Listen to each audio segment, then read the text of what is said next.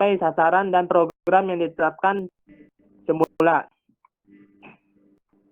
Nah, di sini ada pengertian pelaksanaan menurut para ahli. Menurut wasiat pelaksanaan, menurut dia pelaksanaan adalah sebagai usaha yang dilakukan untuk melaksanakan rencana dan kebijaksanaan yang telah dirumuskan dan ditetapkan dengan melengkapi segala kebutuhan alat-alat yang diperlukan, siapa yang akan melaksanakan, di mana tempat pelaksanaan, dan kapan waktu dimulainya. Menurut Lembaga Administrasi Negara Republik Indonesia merumuskan, pengertian pelaksanaan adalah upaya agar tiap pegawai atau tiap anggota organisasi berkeinginan dan berusaha mencapai tujuan yang telah direncanakan. Baik, bisa dilanjut slide-nya.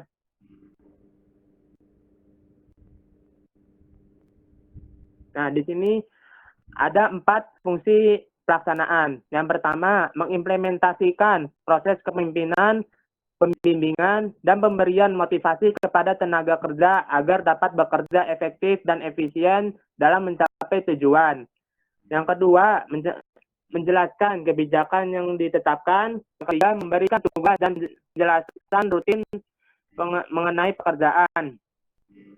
Yang keempat, proses implementasi program agar dapat dijalankan oleh seluruh pihak dalam organisasi, serta prosesnya memotivasi agar semua pihak tersebut dapat menjelaskan tanggung jawabnya dengan penuh kesadaran dan produktivitas yang tinggi.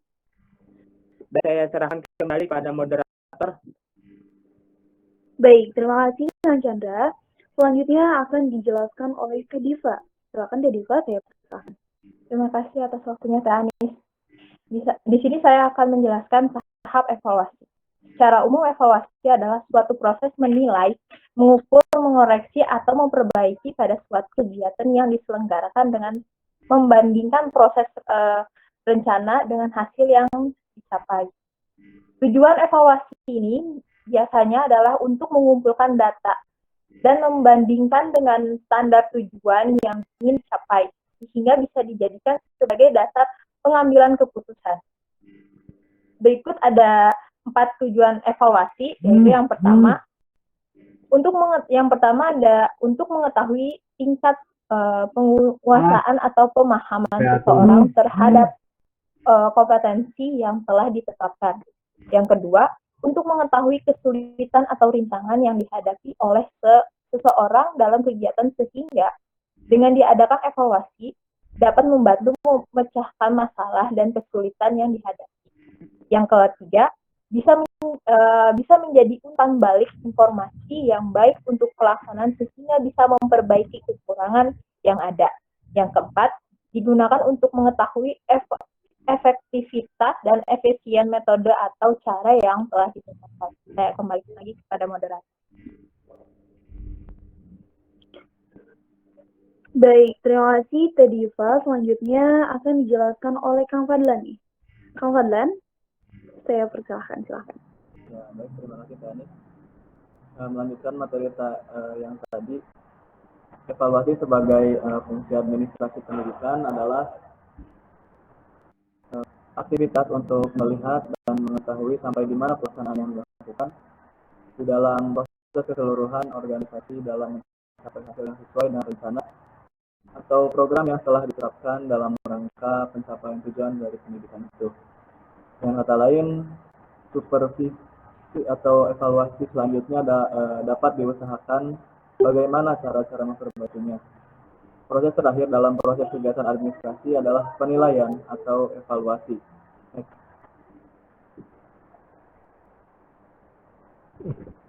Nah, berikut ada beberapa tahapan dalam penilaian. Yang pertama ada menentukan aspek-aspek yang akan dinilai. Yang kedua, menentukan kriteria penilaian. Yang ketiga, mengumpulkan data-data yang berhubungan dengan kriteria tersebut.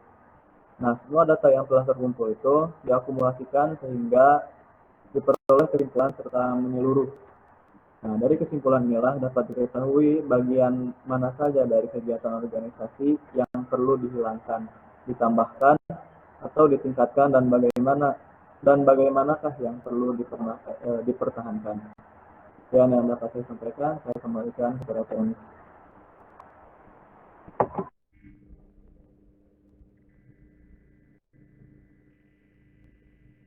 Baik, terima kasih Kang Fadlan.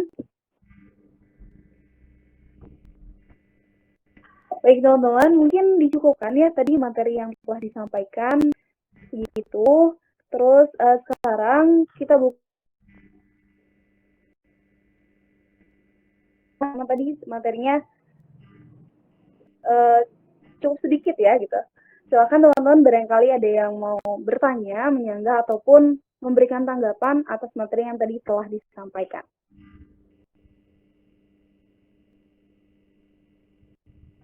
Anies, boleh bertanya? Boleh, mangga Teh Denisa. Oke. Cek. Ini kan Cek. dari kelompok 3. Halo, cek. Iya, Bapak, baik. Bisa ke review dulu nggak? Boleh, Bapak, boleh. Nah, jadi view dulu ya, tunjuk yang mereview 3 orang. Oke, baik, Bapak. Silakan.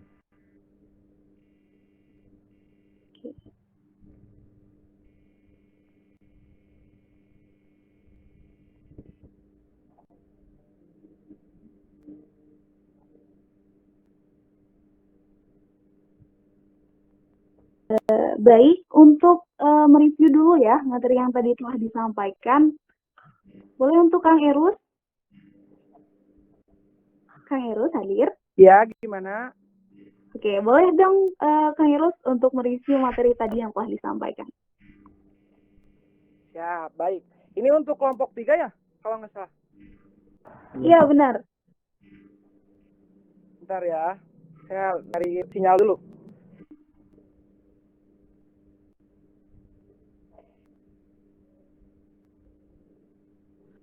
Apakah suara saya terdengar, teman-teman? Siap terdengar Kang Erus. Silahkan dilanjutkan. Baik, tadi yang sudah dijelaskan, yang saya tangkap, itu masalah tentang proses administrasi dakwah, di mana di dalamnya itu terdapat beberapa tahapan, beberapa apa namanya ya, yang kayak pengertian administrasi dakwah, terus tahapan persiapan, terus kayak menurut para ahli juga ada itu administrasi dakwah menurut para ahli. Nah, terus ada tahapan pelaksanaan juga, terus pengertian pelaksanaan menurut para ahli juga. Di sini juga banyak sekali menurut para ahli ya guys ya. Terus ada fungsi pelaksanaan juga, terus ada tahap evaluasi juga, ada evaluasi juga. Nah, di sini seperti kita ketahui, kita dengarkan teman-teman telah dijelaskan oleh teman-teman kelompok 3 bahwa administrasi itu merupakan proses keseluruhan dan kegiatan-kegiatan bersama yang harus dilakukan oleh semua pihak yang ada sangkut pautnya dengan tugas-tugas dakwah. Jadi seluruh proses dan kegiatan-kegiatan bersama yang harus dilakukan oleh semua pihak. Jadi tidak menyangkut hanya satu pihak saja, seperti itu. Terus kegiatannya apa saja, seperti kegiatan persiapan, pelaksanaan, evaluasi. Nah, khususnya kan kita jurusan manajemen dakwahnya. Ya, jadi khususnya itu dalam bidang dakwah gitu. Jadi apa-apa administrasi apapun yang berkaitan dengan dakwah tersebut.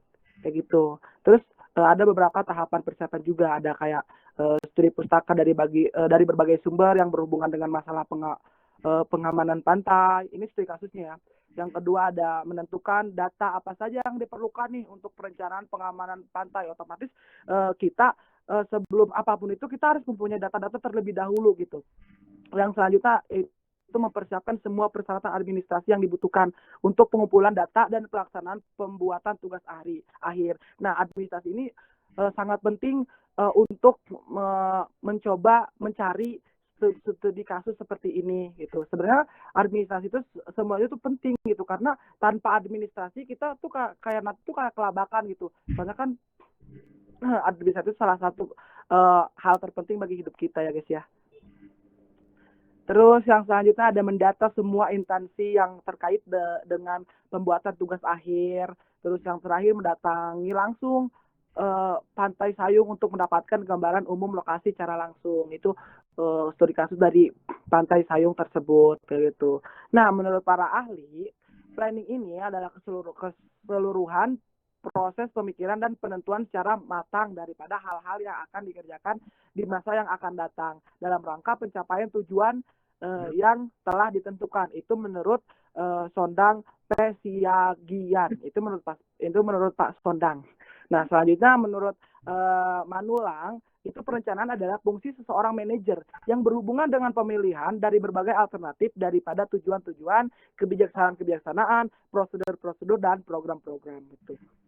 Di sini juga ada tahap pelaksanaan, terus kayak pengertian pelaksanaan menurut para ahli juga, terus ada fungsi-fungsi pelaksanaan, di mana fungsi pelaksanaan itu ada mengimplementasikan proses kepemimpinan, pembimbingan, dan pemberian motivasi kepada tenaga kerja agar dapat bekerja secara efektif dan efisien dalam pencapaian tujuan. Maaf, ada hayam.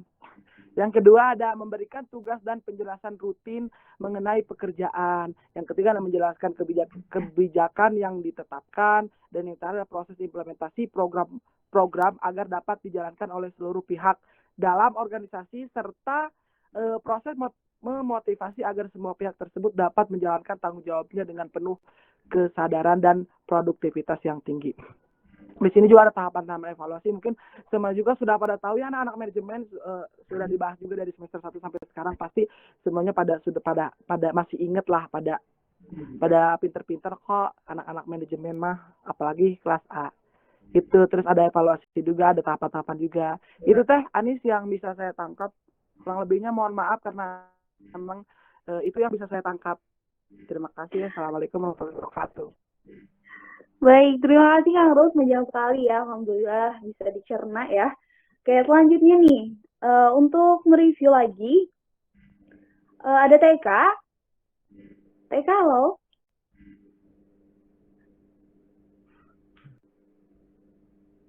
TK hadir? Iya, saya ada. Oke, silakan Teh untuk mereview.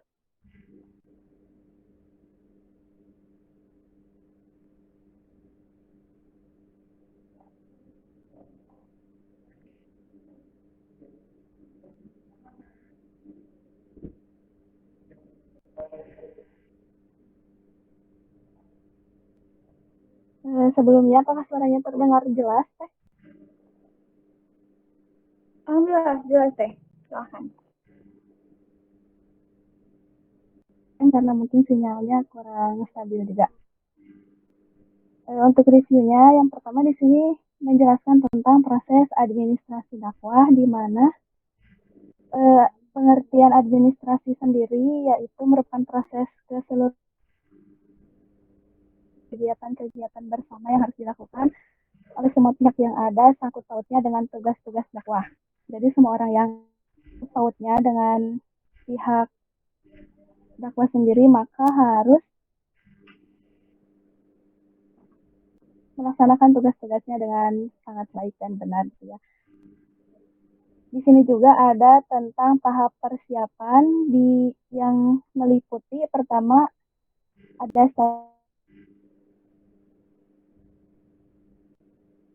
tadi yang diperlukan, yang ketiga mempersiapkan semua persyaratan administrasi, yang keempat mendata semua instansi, yang kelima mendatangi langsung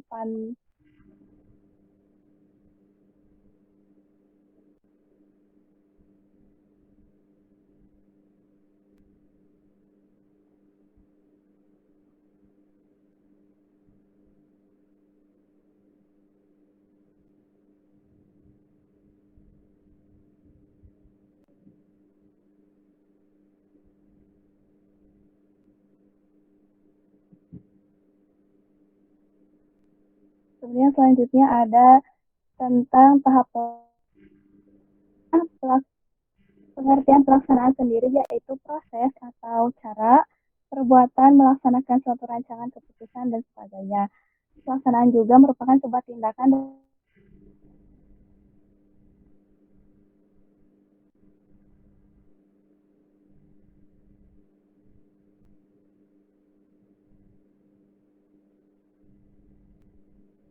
rutin mengenai pekerjaan menjelaskan kebijakan yang ditetapkan, dan proses implementasi program agar dapat dijalankan oleh seluruh pihak dalam organisasi.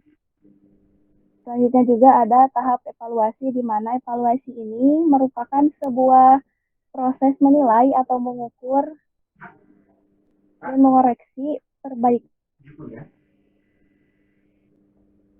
Terus juga merupakan kegiatan yang sangat penting dalam suatu acara ya, agar mungkin untuk kedepannya evaluasi ini dapat menjadi sebuah gambaran agar acara tersebut bisa terlaksana dengan lebih baik.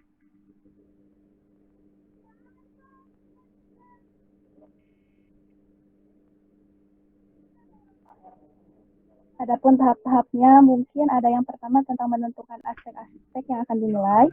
Yang kedua, menentukan kriteria penilaian. Yang ketiga, mengumpulkan data-data yang berhubungan dengan kriteria tersebut. Mungkin cukupkan sekian, kembali ke Teh Anis. Terima kasih.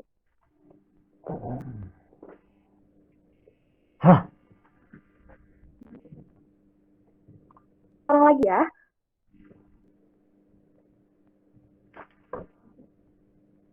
Moderator nggak bisa on cam, moderator. Sebentar, Bapak.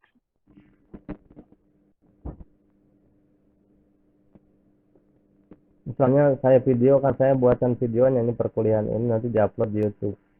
Sudah ada, Bapak? Yang bisa on cam harap on cam ya. Oke, silakan lanjutkan. Saya harap on cam selanjutnya nih, karena saya harap on cam karena ini saya rekam nih. Saya rekam Oke, buat video, nanti tayang ulangnya nanti bisa dilihat di YouTube. baik, Bapak.